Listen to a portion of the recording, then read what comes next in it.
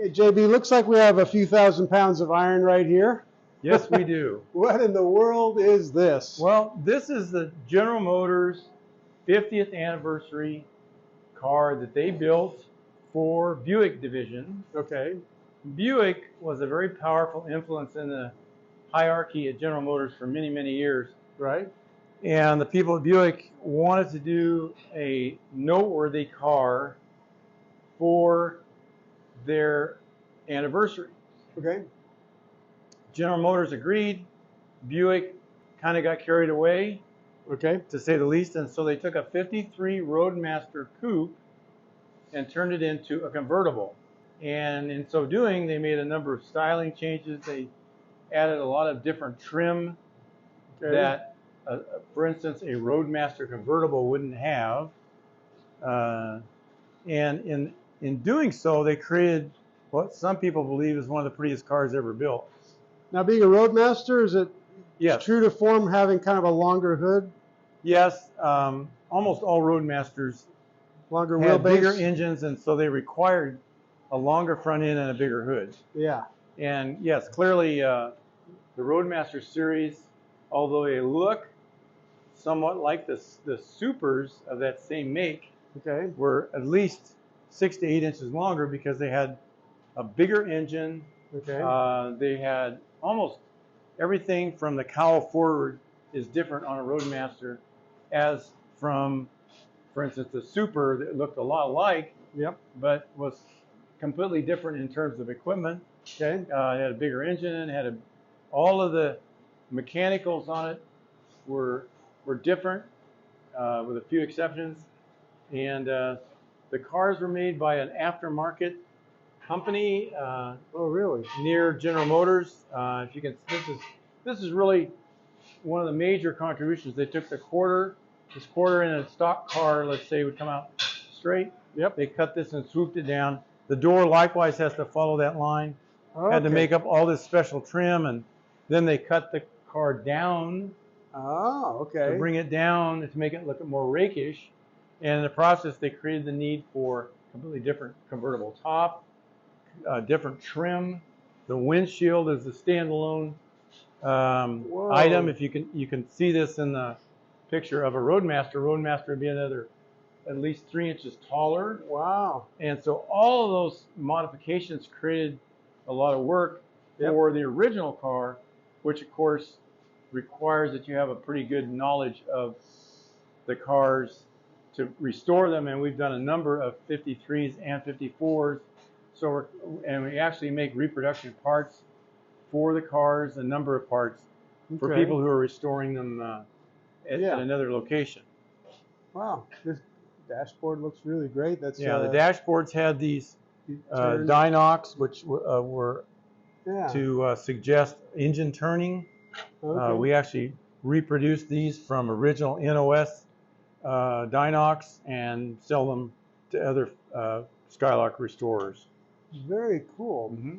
So this, what's been already done to this car? Because we're kind of picking up not from the beginning here.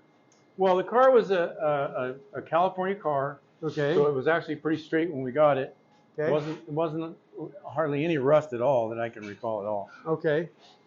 So whatever was imperfect, as far as the body work goes, has been rectified already. Yeah, exactly. And again, we talked about this. When you have a black body or any really dark color, it becomes an impossibility to hide any problems.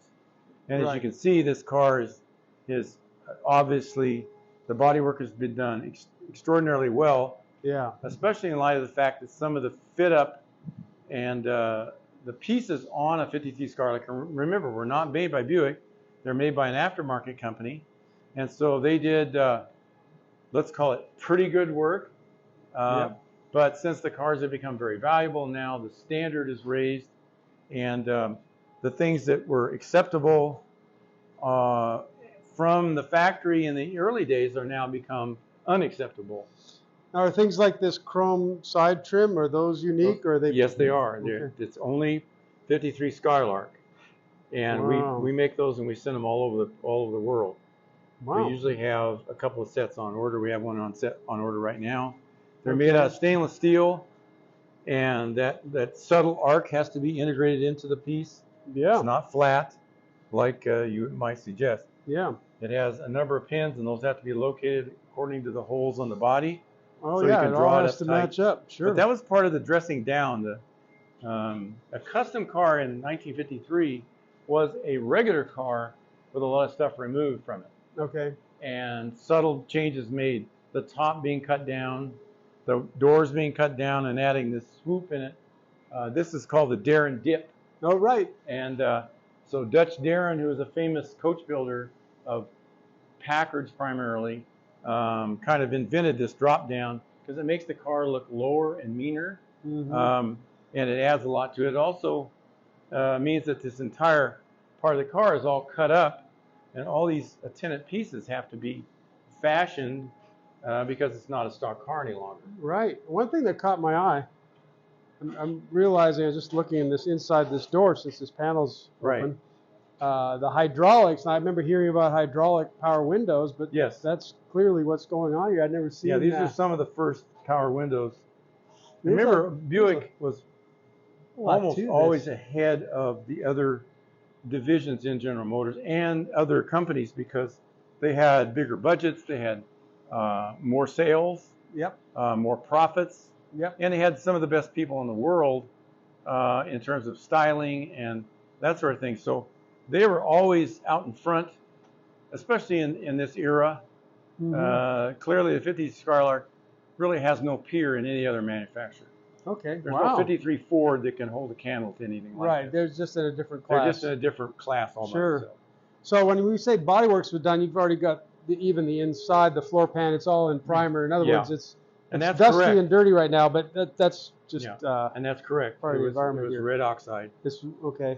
And interesting, and I'm sure the convertible top mechanism is quite a thing. Yes, it is. It's fairly complicated, and it's unique to the Skylark. Right. 53 Skylark. Really? 54 is not the same. Really? Yeah. So if you don't have every little part, and there are about 100 of them. Wow. And they all have to be disassembled, plated, and put back together. And then some of the elements are painted. So I mean, there's a lot of knowledge that goes into restoring one of these, and we've done a number of them. So it's fairly straightforward for us because we've already done it. Okay, what's the status of the engine, transmission, the powertrain? A lot of people ask me, does it have the original engine? It does, but it's really important to note that they have their own engine. So there's no coding for a Skylark per se, but it would be coded for Roadmaster.